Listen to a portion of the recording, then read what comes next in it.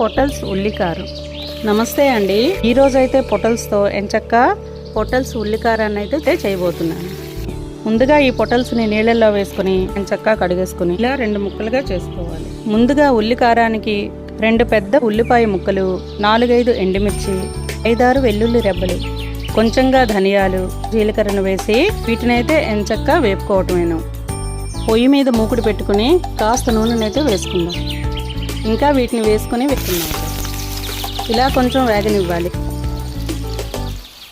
ఇదైతే వేగినట్లుంది.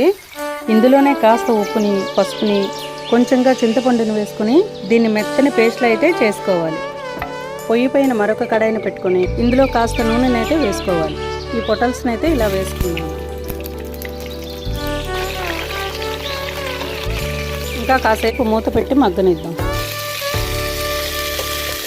దీన్ని ఒకసారి ఇలా చేద్దాం. ఇవైతే బ్రహ్మాండంగా వేగిపోయాయండి. మెత్తగా పేస్ట్ చేసుకున్నటువంటి ఈ ఉల్లికారాన్ని అయితే వేసుకోవటమేను.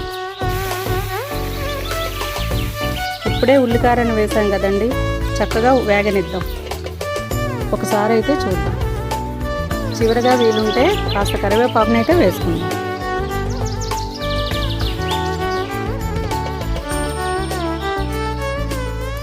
పొటల్స్ ఉల్లికారం అండి.